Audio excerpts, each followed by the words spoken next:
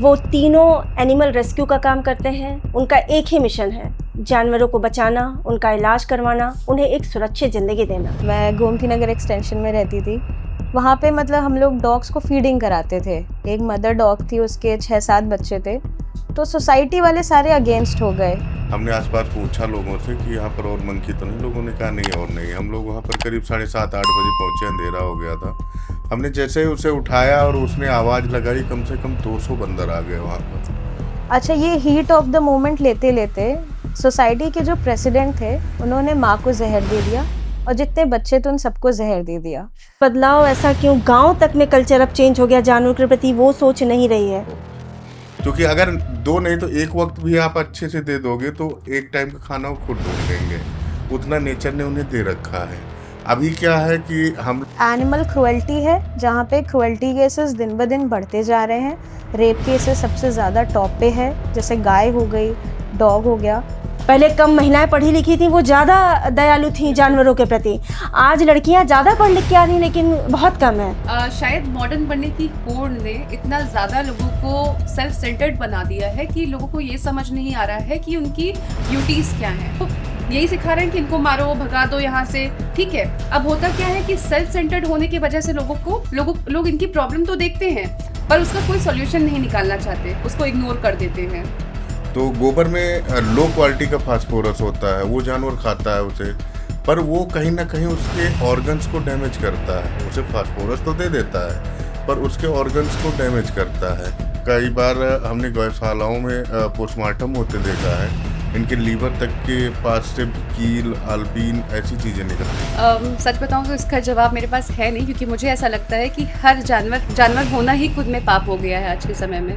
और कोई ऐसा जानवर, मैं खुद भी सोचती हूँ कभी कभी कि कौन सा ऐसा जानवर। बदलाव की उम्मीद कहाँ से दिखती है? कि क्या ऐसा करना होगा कि इसमें बदलाव आएगा, लोगों के नज़रिया बदलेगा, जानवरों के प्रति सोच बदल जाएगी? कैसे, क्या लगता है आपको? नमस्कार, बेलगाम बंदा के इस शो में आप सभी का बहुत बहुत स्वागत है। मैं प्रीति सिंह। आज हमारे साथ एक नहीं बल्कि 3 खास मेहमान हैं। वो तीनों एनिमल रेस्क्यू का काम करते हैं। उनका एक ही मिशन है, जानवरों को बचाना, उनका इलाज करवाना, उन्हें एक सुरक्षित ज़िंदगी देना। ये काम सुनने में बड़ा आसान लगता है, रेस्क्यू, लेकिन ये बहुत आसान नहीं है, बहुत ही टफ काम है। इसके लिए उन्हें बहुत मेहनत करनी पड़ती है। तो चलिए उनसे मिलते हैं और जानते हैं इस काम के बारे में, जानवरों के प्रति समाज का क्या रवैया है उसके बारे में, और जानवर हमारे लिए कितने इम्पोर्टेंट हैं इसके बारे में भी। तो चलिए पहले अपने मेहमान से मिलते हैं। हमारी पहली मेहमान है अनु बोस जी, जो पिछले 2012 से इस फील्ड में काम कर रही हैं। हमारी दूसरी मेहमान है चारू खरे जी, ये पिछले 5 साल से इस फील्ड में काम कर रही हैं। और हमारे तीसरे मेहमान हैं राहुल वर्मा जी, ये 2014 से काम कर रहे हैं। तीनों इस फील्ड के, अब हम कह सकते हैं, एक्सपर्ट हैं। इनका जानवरों के प्रति नज़रिया हमारे से अलग है। वो जानवरों की आंखों में देख के समझ सकते हैं कि वो क्या सोच रहा है। शायद यही चीज़ उन्हें उनके करीब ले जाती है। तो चलिए उनके मिशन के बारे में जानते हैं। तो मेरा पहला सवाल है अनु जी से। अनु, इस फील्ड में आने की प्रेरणा कहाँ से मिली आपको? मेरे नानी के यहाँ पे करीबन 30-35 कैट्स है जो फीड कराती हैं, मतलब स्ट्रे कैट्स उन्होंने पाल रखा है। फिर मेरी मम्मी के अंदर, मेरे फादर के अंदर, तो ये जो भी मेरे को मतलब इंस्पिरेशन है वो मेरी फैमिली है। चारू, आपकी जर्नी कैसे शुरू हुई? मेरी जर्नी में भी इस जर्नी के पीछे जो मेन रोल जिसने अदा किया वो मेरे फादर हैं। और मेरे घर में हमेशा से पापा को मैंने इलाज करते हुए जानवरों का छोटे पर से देखा है, उनका ध्यान रखते हुए देखा है। उनका हमेशा से ये मानना था कि जो भी निर्बल है, जो खुद स्वयं की मदद नहीं कर सकता, उसकी मदद करो। तो वहीं से मैंने जानवरों की मदद करना शुरू की थी। राहुल जी, आप कैसे जुड़े? हमारा तो, हम तो किसान परिवार से आते हैं और किसान के तो साथी माने गए हैं जानवर, और पूरा परिवार में ही जानवरों को लेके बहुत ही अच्छा माहौल रहा है। और सब जानवरों को प्यार करते थे, खिलाते थे। घर में जो थे उनको तो खिलाते ही थे, बाहर के भी। और हमारे दादा दादी पिताजी ने भी जो है जानवरों को खिलाना, उन्हें प्रताड़ित न करना, मारना नहीं, छोटे थे हम लोग, सब सिखाया जाता था। अब ये चीजें गांव में दिख रही हैं? क्या ये सोशल धीरे धीरे रिस्पॉन्सिबिलिटी है? होना चाहिए मैम, और काफ़ी चीज़ अभी विलुप्त हो रही, ख़त्म हो रही है। ट्रैक्टर आ जाने से लोगों ने अपने बैल छोड़ दिए, गाय छोड़ दिए, और अभी बछड़ों की तो इतनी बुरी हालत हो गई है क्योंकि वो लोगों के लिए यूजलेस हो गए हैं, और वो धरती पर जैसे लोग बोलते हैं ना कि एक बोझ के तरीके से, अब लोगों के लिए वो बोझ नजर आते हैं। जबकि हर जानवर को जीने का अधिकार है, और सबके लिए करना चाहिए। जैसे हम अपने लिए अच्छी चीज़ें सोचते हैं, वैसे ही वो भी इस पृथ्वी पर किसी न किसी मकसद से आए हैं, और उनका भी ध्यान है। इस बदलाव की वजह क्या चारों हम आपसे जानना चाहेंगे। ये बदलाव ऐसा क्यों, गांव तक में कल्चर अब चेंज हो गया, जानवर के प्रति वो सोच नहीं रही है जो पहले थी। इसका क्या है? क्योंकि हम तो कहा जाता है ना कि हम जितना पढ़ते लिखते हैं, सोचने की क्षमता हमारी बढ़ती है, फिर पढ़ाई लिखाई बढ़ रही है। पहले कम महिलाएं पढ़ी लिखी थी, वो ज़्यादा दयालु थी जानवरों के प्रति। आज लड़कियां ज़्यादा पढ़ लिख के आ रही, लेकिन बहुत कम है। कॉलेज ने कोई प्रोजेक्ट दे दिया तो वो ठीक है, कैमरा फोटो खिंचाना, बगल में डॉगी लेके करना है, बट 2 टाइम की रिस्पॉन्सिबिलिटी नहीं है कि 2 रोटी बना के हम उनको दे दें। बिल्कुल। शायद मॉडर्न बनने की होड़ ने इतना ज़्यादा लोगों को सेल्फ सेंटर्ड बना दिया है कि लोगों को ये समझ नहीं आ रहा है कि उनकी ड्यूटीज़ क्या हैं। ये कोई देखिए, ये चीज़ें जो होती हैं, जो दया है, वो आपको सिखाई नहीं जाती है कि आपको ये चीज़ें करनी है या होनी है। ये चीज़ें खुद से भी आती है इंसान में, और कहीं न कहीं ये चीज़ें आपके पेरेंट्स आपको सिखाते हैं या बताया जाता है आपके घर में। जैसे कि अभी आपने जाना कि अनूप ने अपनी फैमिली से सीखा चीज़ों को, ठीक है? मैंने अपनी फैमिली से चीज़ों को सीखा। राहुल का आपने सुना कि हाँ, उनके भी घर में, वो किसान परिवार से आते हैं, उनको भी कहीं न कहीं उनकी दादी, नानी ने ये चीज़ें सिखाई कि जानवरों से प्यार करना क्यों ज़रूरी है, ठीक है? लेकिन अब आने वाली जो जनरेशन है, क्योंकि मैं यूथ हूँ, ठीक है? कल को शायद जब मेरी शादी होगी, मैं अपने बच्चों को भी अपने जैसा ही बनाना चाहूँगी। लेकिन जो अभी जो पसंद नहीं कर रहे जानवरों को, जो हेट करते हैं कहीं न कहीं, वो अपने बच्चों को कैसा बना रहे हैं? वो यही सिखा रहे हैं कि इनको मारो, भगा दो यहाँ से, ठीक है? अब होता क्या है कि सेल्फ सेंटर्ड होने की वजह से लोग इनकी प्रॉब्लम तो देखते हैं, पर उसका कोई सॉल्यूशन नहीं निकालना चाहते, उसको इग्नोर कर देते हैं।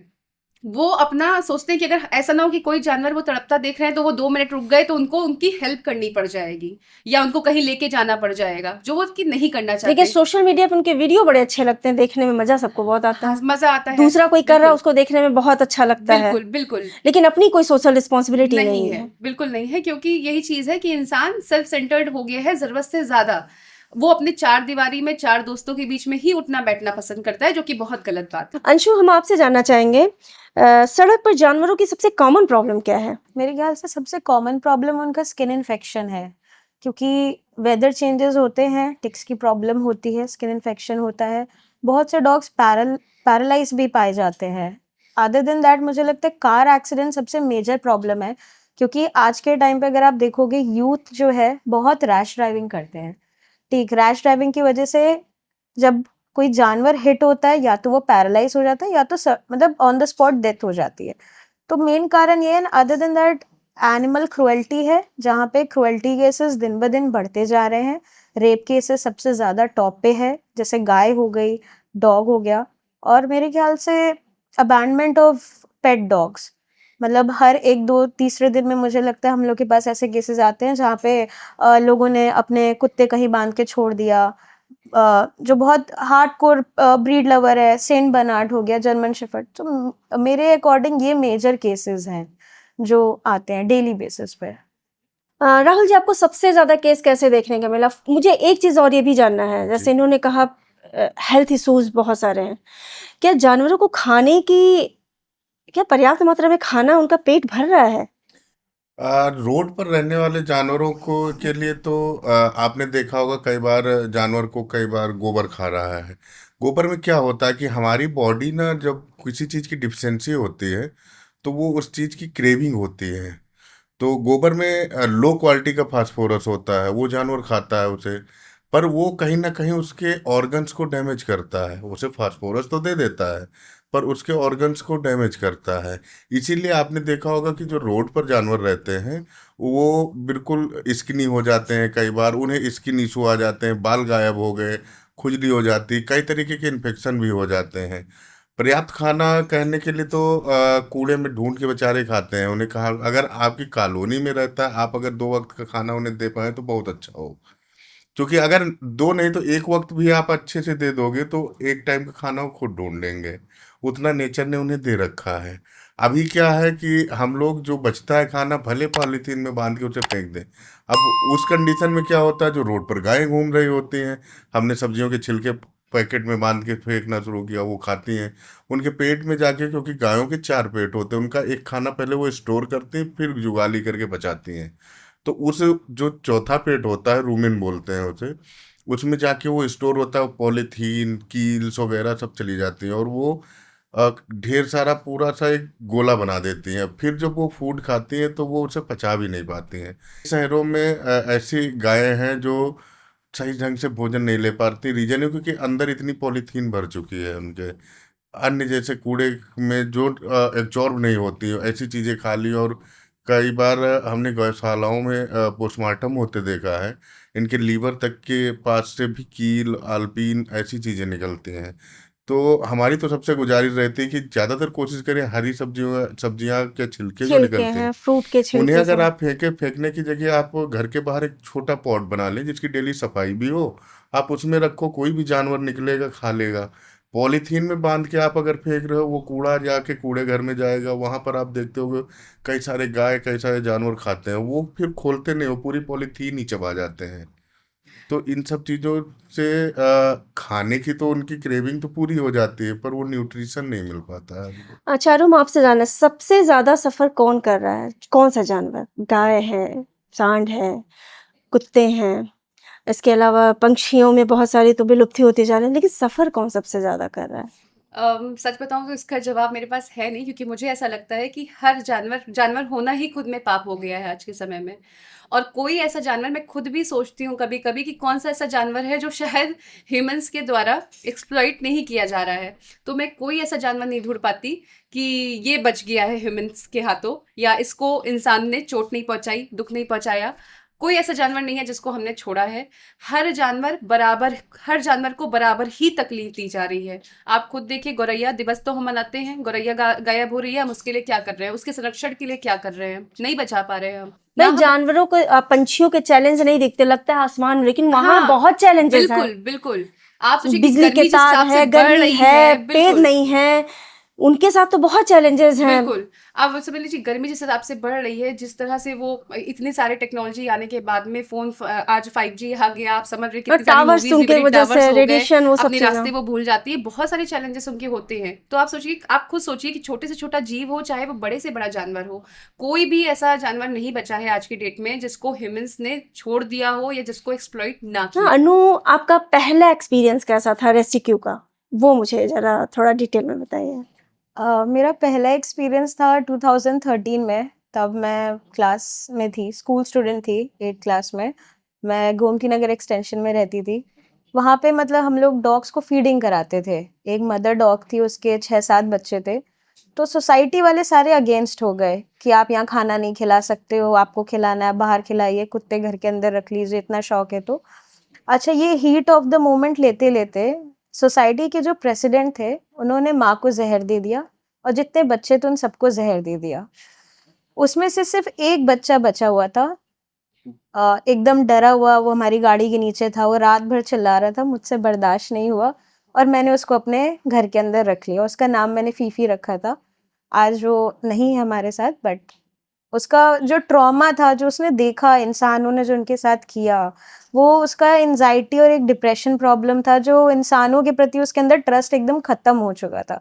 मतलब वो ऐसा था कि वो सिर्फ मेरे को ट्रस्ट करता था, फैमिली को। कोई अगर अनजान इंसान आ जाए, उस पर बिल्कुल ट्रस्ट नहीं था। तो मेरा पहला रेस्क्यू फीफी था मेरे लिए।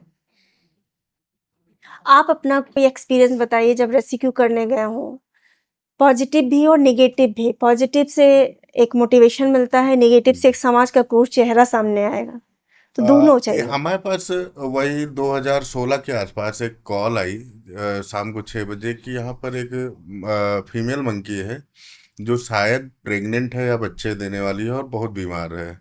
हम उस अपार्टमेंट में पहुँचते हैं, कपूरथला पर था वो अपार्टमेंट। और हमने, चूँकि शाम हो गई थी, हमने पूछा आसपास, चूँकि फीमेल मंकी जब प्रेग्नेंट होती है तो उसके साथ और भी मेल बंदर बैठते हैं, वो उसे फिर ले नहीं जाने देते हैं। तो ये प्रॉब्लम आती है मंकीज के रेस्क्यू में, क्योंकि इनकी यूनिटी बहुत तगड़ी होती है। और वो 12 फ्लोर पर थी। हमने आसपास पूछा लोगों से कि यहाँ पर और मंकी तो नहीं, लोगों ने कहा नहीं और नहीं। हम लोग वहाँ पर करीब 7:30-8 बजे पहुँचे, अंधेरा हो गया था। हमने जैसे ही उसे उठाया और उसने आवाज़ लगाई, कम से कम 200 बंदर आ गए वहाँ पर, और वो नीचे से ऊपर तक पूरा घेर लिया। अच्छा, बगल में किसी का फ्लैट था, उसने अपना दरवाजा बंद किया, हम खटखटा रहे थे कि खोल दो भाई, हम भी आ जाएं अंदर। उस बंदे ने उसे खोला ही नहीं, कह रहा भाई हम नहीं खोलेंगे। हमने कहा बंदर नहीं आएंगे अंदर, हम अकेले आ जा रहे हैं, और सिर्फ 2 लोग थे हम। फिर हम वहाँ खड़े। अच्छा, बंदर के साथ ये है, जब तक आप आई कांटेक्ट करते रहोगे वो आप पे अटैक नहीं करेगा। आपने अपना आई कांटेक्ट हटाया, वो काटेगा आपको तुरंत, तो अगर गुस्से तो में है तो। मारते हैं सब खींच खींच हाँ, के। तो ऐसे ही चीज़ों में फिर जिन्होंने हमें बुलाया था वो बेचारे नीचे से अपना आग वाग जला के लेके आए, तो थोड़ा शांत हुए वो लोग। और फिर हमने उस मंकी को रेस्क्यू किया नेट में, और उन लोगों के साथ, चूंकि आग से डरते हैं जानवर, लेके आए, उसको लेके गए। फिलहाल उसका बच्चा मर चुका था जो आधा बाहर निकला हुआ था। हॉस्पिटल ले गए, उसकी डिलीवरी कराई गई, और कुछ दिन बाद जब ठीक हो गई तो वहीं अपार्टमेंट में उसे हमने छोड़ा। तो लोग हेल्प के लिए कई बार बुलाते हैं, और जब आप प्रॉब्लम में फंसते हो तो आपकी भी हेल्प नहीं करते हैं। तो वो बहुत चैलेंजिंग था हमारे लिए, क्योंकि हम करीब 40-45 मिनट वहाँ फंसे रहे। पर हाँ, ये बाद में हमें सुकून भी था, क्योंकि उस माँ की जान बच गई थी। अब सोसाइटी से कैसी हेल्प मिलती है? आ, सोसाइटी के लोग हेल्प करते, जैसे एक एक्सपीरियंस तो ये भी जी, रहा, लेकिन ऐसे कुछ एक्सपीरियंस तो होंगे ना कि जहाँ लोग भी हाँ, थोड़ा बहुत तो। सपोर्ट सोसाइटी करते हैं। देखिए अभी चल रही है तो कहीं ना कहीं कुछ अच्छे लोग नहीं, हैं। हर सोसाइटी हम्म। में अच्छे भी हैं, बुरे भी हैं। और जैसे अभी हम कपूरथला का एक इंसिडेंस था, वहाँ पर हम पहुँचे, और लंगूर बंधा हुआ था, तो कई सारी महिलाएं आके वहाँ पर कहने लगी कि इससे हमें हेल्प मिलती है। एक वही 3 मीटर की रस्सी में लंगूर को बांध के छोड़ दिया था, और 24 घंटे इतनी धूप हो रही उसमें बंधा हुआ था। अब वहाँ की कई सारी महिलाएं आके कि इससे हमें हेल्प मिलती, नहीं ले जाने देंगे। अब चूंकि लंगूर को आप एक जगह टाई करके रखे हुए हो, एक तो इलीगल है, वो कानून भी कहता है कि आप वाइल्ड लाइफ पाल नहीं सकते हो, ऐसे बांध नहीं सकते हो। उसके बाद में कई लोग वहाँ सपोर्ट में भी थे हमारे कि नहीं भाई ये गलत हो रहा है, आप गार्ड रखो, गार्ड्स के थ्रू से हटवाओ बाकी जो आपकी प्रॉब्लम्स है। क्योंकि लोगों को मानना है लंगूर एक बांध दो तो बाकी जो देसी बंदर होते हैं वो नहीं आते हैं। पर ऐसा नहीं है, एक लंगूर अकेला पड़ेगा तो देसी बंदर भी मारेंगे, और वो वहीं डट के बैठेंगे। हाँ, वो तो झुंड में सब चलते भी झुंड हैं। में चलते हैं। तो कॉलोनी में भी लोग आते हैं, सपोर्ट में भी आते हैं। कई बार ऐसा होता है कि लोग मारने के बाद में जब कानूनी कार्रवाई होती है तो सबसे पहला शब्द होता है कि मान लो किसी कुत्ते को किसी ने मारा, सबसे पहला शब्द इसने हमें काटा था, हमें दौड़ाया था, हमें। उसका रीजन नहीं समझेंगे कि क्यों दौड़ाया था, अगर दौड़ाया था। और कई लोग तो सीधा झूठ ही बोल देते, तब आस पड़ोस के लोग बोलते हैं नहीं भाई ये सीधा है, खिलाते हैं हम भी, हमें कभी नहीं दौड़ाया। तो हर जगह पर अच्छे लोग भी हैं, खराब लोग भी हैं। चारू, आप अपना कोई एक्सपीरियंस बताइए जिसमें समाज का एक क्रूर चेहरा दिखा हो। हम लोग अभी रिसेंट का केस था 2 महीने पहले का। एक मैक्स नाम का डॉग जो है लैब्राडोर था। उसको घर में मालिक जो है उसका बांध के छोड़ गया था। मतलब लगभग वो 5-6 दिन से घर में बंद था, और घर के 3 फ्लोर का मकान था। टॉप फ्लोर पे छत पे छोड़ के गया हुआ था वो। तो वहां पर क्या हुआ कि आसपास सारे मतलब घर लगभग बने हुए थे, ऐसा नहीं है कि वहां पे घर नहीं थे। उससे सटा हुआ भी घर था एक वहां पर। ठीक है। तो फिर वहां पे सामने एक रेंट पे महिला रहने आई होगी, तो उसके पास 2 डॉग पले हुए थे। उसने हमको कॉल किया और बोला कि मैम यहाँ पर हमको मालूम चला कि यहाँ पे 5 दिन से एक डॉग जो है बंधा हुआ है, रोता है सुबह शाम। अच्छा, उसके पास खाना-पानी कुछ भी नहीं। आप 1 दिन में मान लीजिए डॉग को 5-6 दिन के लिए छोड़ के जा रहे हैं, कितना खाना आप स्टोर कर देंगे या कितना पानी आप रख देंगे? तो कहते हैं 5 दिन बीत चुका था, तो मैंने उसको बोला ठीक है हम आते हैं। हम लोग यहाँ से निकल के गए, अपने शेल्टर से पहुँचे, लोकेशन पे पहुँचे। तो देखा कि ताला-वाला लगा हुआ था नीचे। तो अब किसी का घर है तो हम ऐसे जा भी नहीं सकते अंदर, किसी का पर्सनल प्रॉपर्टी है, प्रीमाइसेस है, नहीं एंटर नहीं कर सकते। तो फिर हमने जो है बगल वाले घर में मतलब गेट खटखटाया, बोला भई हमको अंदर आने दीजिए, देखना है डॉग को, ठीक है। तो फिर उसके बाद में वहाँ पे उन्होंने गेट नहीं खोला, कोई हेल्प नहीं मिली, कुछ जानकारी नहीं मिल पा रही थी। अगल-बगल कोई बोलने को, कुछ देने को ही तैयार नहीं था। ना तो किसी कोई ओनर का नंबर देने को तैयार था, ना कोई बताने को कुछ तैयार था कि हम किसी से कॉन्टैक्ट कर पाएँ, किसी को बुला पाएँ। उस समय पे फिर मतलब समझ लीजिए जैसे एकदम मूक दर्शक बनी, पूरी सोसाइटी एकदम मूक होकर के बस केवल तमाशा देख रही थी। वहाँ पे फिर हमने उसके बाद में 112 को कॉल 112 को सूचित किया, वहाँ पे मौके पर बुलाया। तब जा कर के वो भी जब आई, पुलिस आई, तो उन्होंने हमसे कहा कि इस मामले में मैं क्या कर सकता हूँ मैडम, आप देखिए हम नहीं कर सकते कुछ। तब मैंने उनसे कहा कि सर अगर यहाँ पर अभी कोई लड़की फंसी होती, कोई लड़का किडनैप करके रखा गया होता, क्राइम तो ये भी है, किसी घर के अंदर क्राइम हो रहा है, कोई किडनैप्ड है, कुछ है, कोई भी घटना हो रही होती, तब भी आपका यही जवाब होता। तब उस सिचुएशन के बाद में पुलिस ने फिर अपने तरीके से लोगों से बातचीत की और तब वो कहते हैं वहाँ पर ओनर का नंबर निकाला गया। फिर उसके बाद में ओनर शायद वहाँ पे था नहीं, मतलब कहीं बाहर था। तो समझ लीजिए कि फिर उसके बाद में हम लोगों ने ही पुलिस की मौजूदगी में वहाँ पर ताला उनका तोड़ा गया घर का, और उस डॉग को हमने सेफली रेस्क्यू किया। तो आप समझ लीजिए कि कई बार क्या होता है कि आसपास ही ऐसी घटनाएं हो रही होती हैं और आप इग्नोर कर रहे होते हैं। क्राइम करना और क्राइम को इग्नोर करना, होते हुए देखते हुए उसको, ये कोई क्राइम कर रहा है उसको देखते रहना, ये भी खुद में सबसे बड़ा क्राइम है। तो ये चीज़ बहुत गलत होती है। किसी भी सोसाइटी का अगर आप पार्ट हैं, किसी भी नहीं भी हैं, अगर आप इंसान भी हैं, आप क्राइम को रिपोर्ट करिए। अगर आप नहीं कर रहे हैं तो इसका मतलब कहीं ना कहीं आप अपने इंसान होने का फर्ज जो है वो अदा नहीं कर रहे हैं।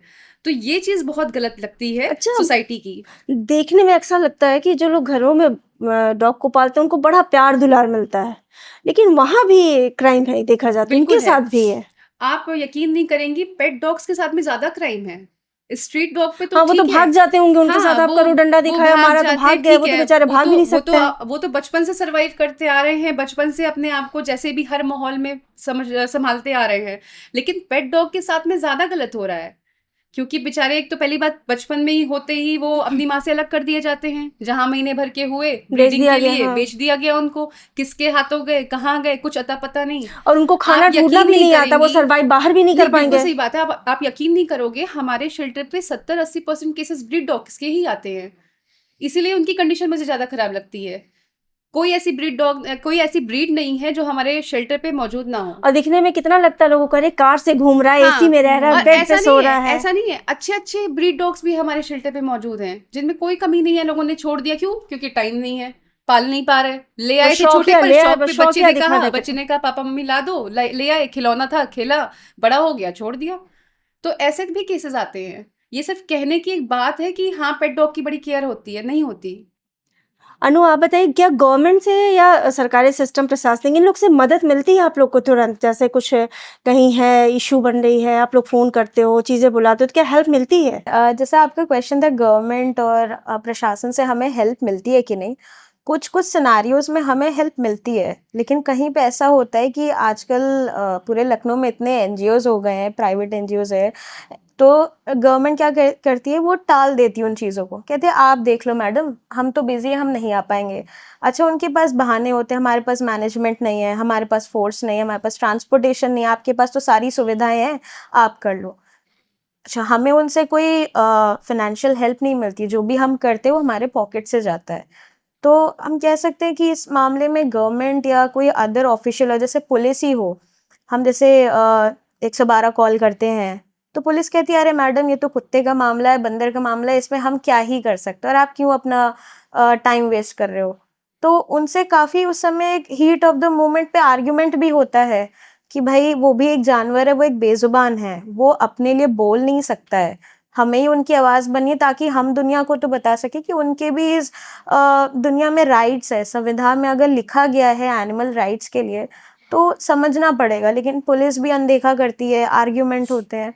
तो हम कह सकते हैं कि गवर्नमेंट और अदर डिपार्टमेंट जो भी है, फॉरेस्ट डिपार्टमेंट हो गए या पुलिस ऑफिशियल्स हो गए, कुछ केसेस में हमें हेल्प करती है और कुछ केसेस में हमें आई गेस 0% हेल्प मिलती है। यानी कई बार ऐसा भी होता है कि पुलिस वाले आते हैं और उन्हें खुद ही नहीं पता होता कि ये प्रॉब्लम है। इसमें हम करें क्या, करें क्या, उनको करें क्या? मतलब कानून पता है क्या है इसके कानून लिए। क्या, उन्हें कानून के बारे में ही नहीं अवेयर है। हाँ, अवेयर नॉलेज नहीं कम है। है। एक बार वो Knowledge। सोच तो रहे कि ये कौन सी धारा लगेगी। इसमें क्या होता है कि हम तो प्रशासन से भी कहेंगे कि एनिमल वेलफेयर की तरफ से भी थाने और अन्य जगहों पर पुलिस डिपार्टमेंट को थोड़ा सा अवेयर किया जाए और उनकी धाराएं प्रॉपर थाने में एक बनाया जाए कि बनाया हाँ, जाए। अगर एनिमल एब्यूजिंग होती है तो उसमें क्या धाराएं लगती हैं और क्या क्या हम कर सकते जैसे हैं। जैसे मैं बताती हूँ, अभी हुआ क्या था, जब हम लोग सुशांत गोल्ड सिटी में हम तीनों लोग साथ में गए थे, वहां पर क्या हुआ था आपको मैं बताती हूँ एक छोटे से पिल्ले को बच्चों ने, लगभग मुझे लगता है 15-16 साल के बच्चे रहे उससे होंगे, भी कम ही उन्होंने, होंगे, हाँ मतलब थोड़ा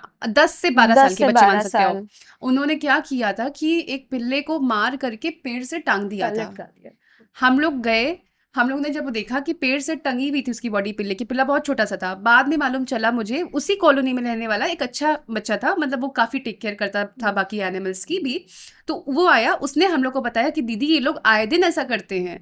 ये बच्चे 4-5 बच्चे थे वहां पर, जो थोड़ा आप कह सकते हैं खेल खेल में, या वो शायद मेंटली ही इस तरह से, मतलब उनको अच्छा लगता था। होता है ना बच्चों को, कुछ ऐसे बच्चों को होता है कि उनको दुख देकर के किसी को, या चीख रहे हैं, हाँ, पिल्ले कुछ चीख बच्चों रहे का हैं, नेचर होता अच्छा है, अच्छा अच्छा फील महसूस करते होता हैं, है। खूब हंसते हैं, ऐसे बच्चों की, मतलब आप समझ लीजिए, ऐसे बच्चों की ट्रेनिंग होनी चाहिए, काउंसलिंग उनको करनी काउंसलिंग चाहिए। करनी चाहिए, समझाना चाहिए, ठीक है। पेरेंट्स को पता ही नहीं कि उनके बच्चे घर के बाहर जाके क्या कर रहे हैं। आप समझ लीजिए कि हम, उस बच्चे ने हमको बताया कि दीदी मैं इस लोग को कई बार मना कर चुका हूँ, कई बार कह चुका हूँ, लेकिन ये लोग हर बार यही करते हैं, कभी गड्ढा खोद करके पिल्ले को उसमें डाल देते हैं और थोड़ी देर बाद निकालेंगे, पहले चीखे सुन लेंगे तब निकालेंगे। और ये अभी मुश्किल से 2 महीने पहले का मामला है। हाँ, वहां पर हमने जब पुलिस को बुलाया, तो उसके बाद में फिर हम लोग घर जब गए, सारे बच्चों के जो पेरेंट्स के पास जब हम गए, तो किसी पेरेंट्स को नहीं पता था कि उनके बच्चे ये सब चीजें कर रहे हैं पीछे में। और समझ लीजिए आप कितनी बड़ी ये ये, क्रुएलिटी की हाँ, सीमा पार हो चुकी है। मानसिक हो विकृत गई है। बच्चे हैं, जिनको शायद समय रहते हैं, अगर जिनकी काउंसलिंग नहीं की गई तो कल को यही सब बच्चे सीरियल किलर्स निकलेंगे आगे चल करके। ऑब्वियसली। और ऐसी बात नहीं है कि पुलिस के पास में इतने मामले हैं इंसानों के तो उनके पास टाइम नहीं है, ऐसी बात नहीं है। बात है कि जागरूक पुलिस नहीं है। सीरियस नहीं लेना चाहती, उनको उनको जागरूक नहीं है वो इस चीज़ पे, क्योंकि हमारे एनिमल लॉज बहुत वीक हैं। जैसा कि मैंने बताया कि हम लोग के, हमारे यहाँ पे क्या है कि बाहर के देशों में क्या होता है, अमेरिका वगैरह में, कि वहाँ पर FBI में ने भी एनिमल क्रुएल्टीज को अपने लॉज में शामिल किया है। उनके स्टडी में ये पाया गया कि जो लोग एनिमल क्रुएल्टी करते हैं उनका कहीं ना कहीं, मतलब आगे चल करके जो सीरियल हमारे किलर्स समाज निकलते के लिए हैं, अच्छे नहीं वो, होंगे। हाँ, वो अच्छे नहीं होते। वो बचपन में कहीं ना कहीं ऐसे पाए जाते हैं कि हाँ उन्होंने कभी ना कभी किसी एनिमल को अब्यूज किया है। लेकिन हमारे यहाँ पर ऐसा कुछ नहीं है किया जाता, हमारे यहाँ पे बहुत लाइटली देखा जाता है इस चीज़ को। 50 रुपये फाइन, फिर आप फ्री हो। तो ये चीज़ थाने लेवल पर, हर जगह पर ये ट्रेनिंग दी जानी चाहिए पुलिस को कि भाई ये चीज़ भी गलत है, और इस पर भी अगर कोई ऐसा मामला आता है तो तुरंत कार्रवाई की ज़रूरत होती है। अनु, आपसे सवाल है, समाज का नजरिया क्या है, समाज कितना जागरूक हुआ है, जागरूकता बढ़ रही है, घट रही है, इस पर थोड़ा सा क्या कहेंगे? मैंने बहुत नोटिस किया है, मैंने कुछ रेशियोज हैं, लॉकडाउन के बाद से क्रुएल्टी केसेस काफ़ी बढ़ गए हैं। जो सबसे पहला क्रुएल्टी केस जो मैंने देखा था, जो न्यूज़ में आया था, महाराष्ट्र में एक मॉनिटर लिजर्ड के साथ रेप हुआ था। वो एक पहला वाइल्ड लाइफ क्रुएल्टी केस था। अच्छा, वो जब से वायरल हुआ, क्योंकि उस समय टिकटॉक का ट्रेंड चल रहा था, तो लोगों के अंदर था कि व्यूज पाने के लिए, अर्निंग के लिए हमें वीडियो बनाना है, और वो ये सब चीजें डेली बेसिस पे वो एक ट्रेंड होती गई।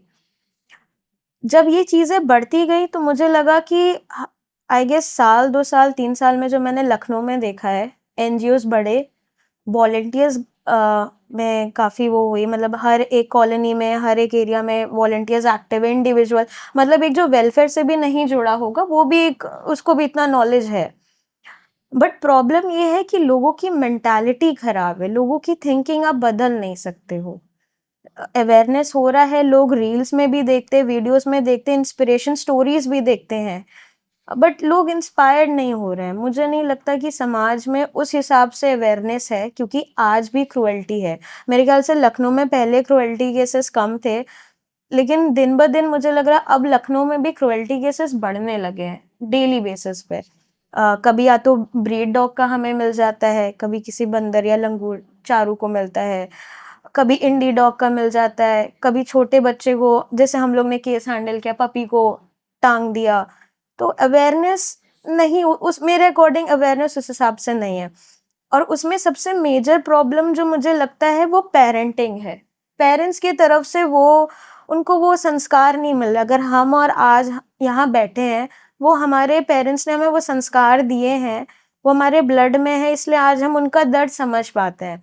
लेकिन आजकल के जो पेरेंट्स हैं उनको दर्द नहीं समझ में आता है।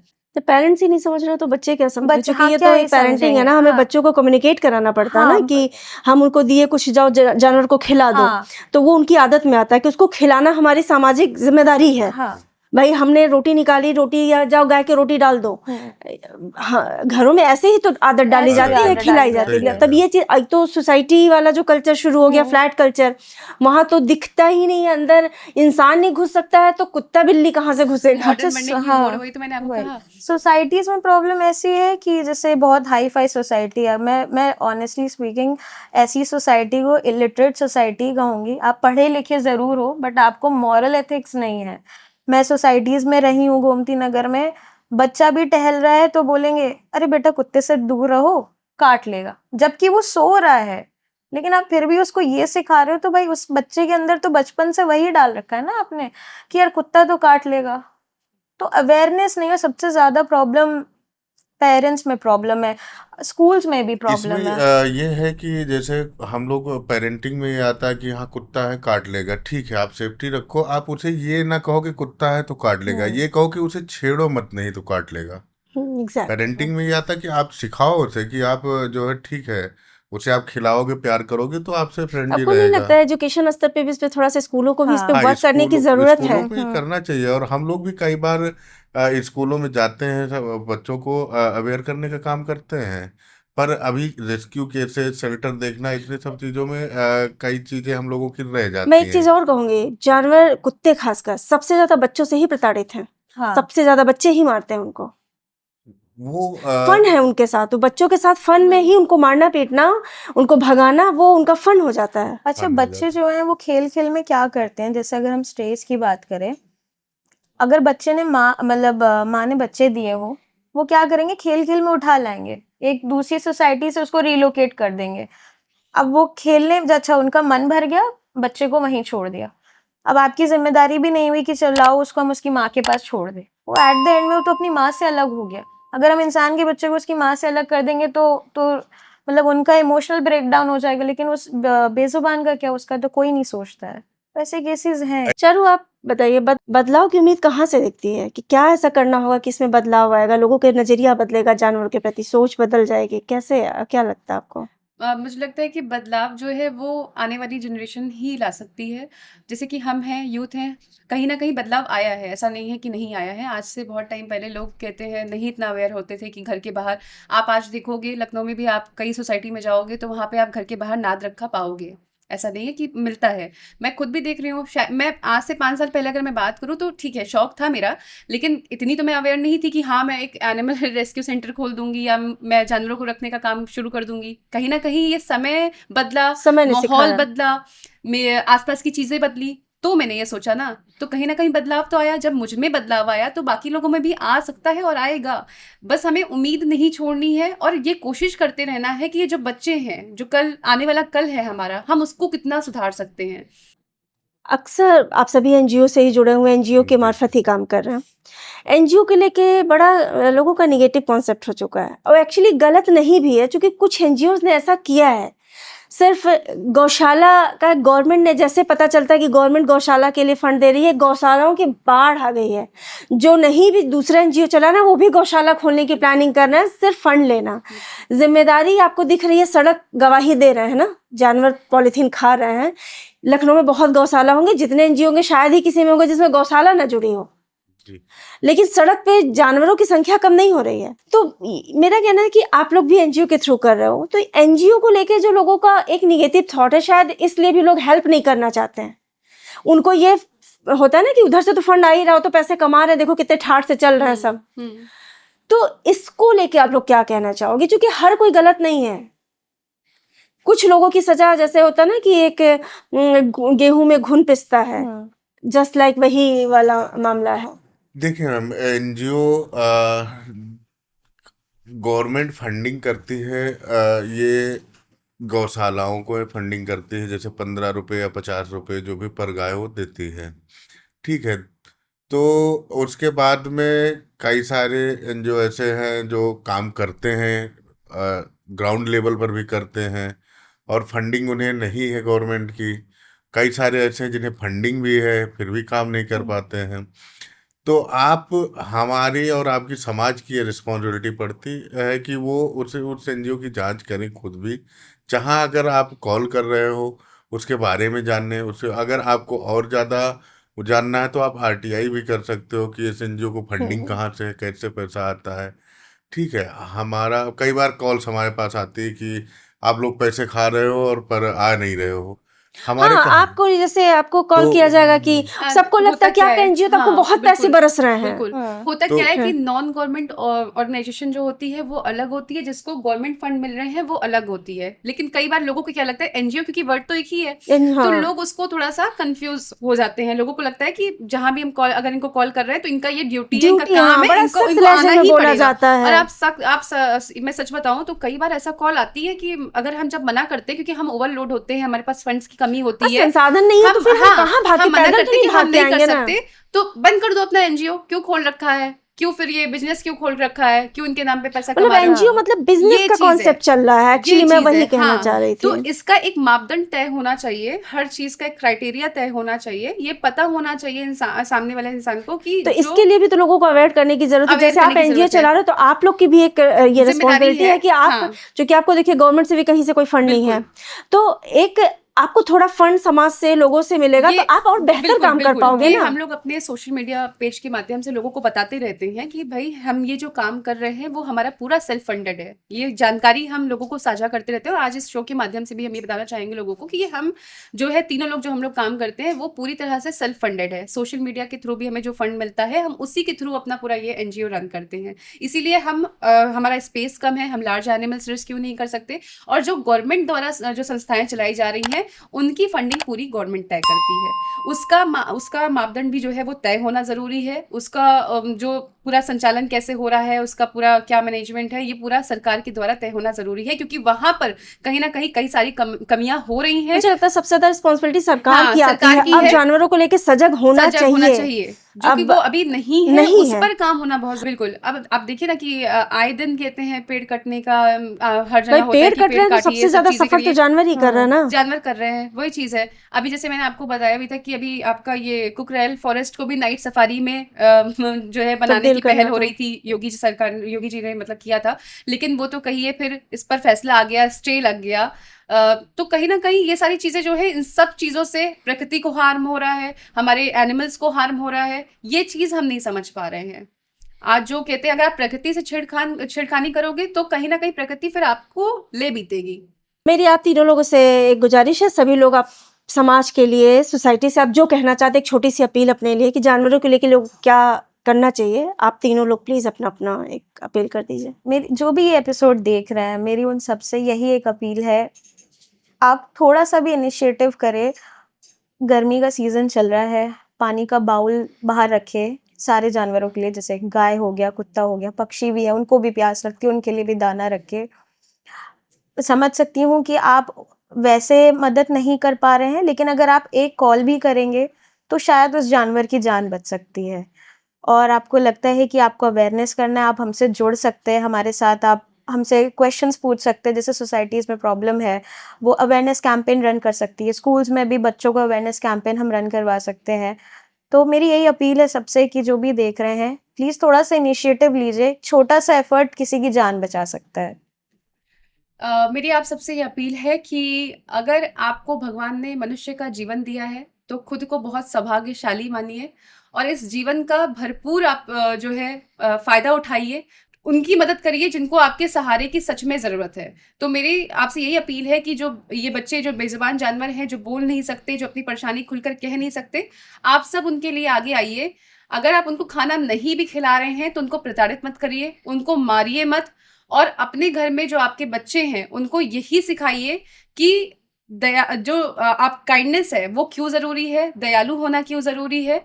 और कहीं ना कहीं अगर आप ये छोटे छोटे स्टेप्स अपने बच्चों को सिखाएंगे तो वो आगे चल करके एक अच्छे समाज का, एक अच्छे राष्ट्र का निर्माण करने में योगदान ज़रूर देंगे। ये एपिसोड जितने भी लोग देख रहे हैं उन सबसे हमारी अपील है कि अगर आप एक अच्छा समाज चाहते हैं तो वो समाज में ना बदलाव ला के पहले खुद में ही बदलाव लाना पड़ता है, और फिर अपनी फैमिली में, और लोगों को भी धीरे धीरे सब चीज़ें आपको देख के कई लोग सीखते हैं।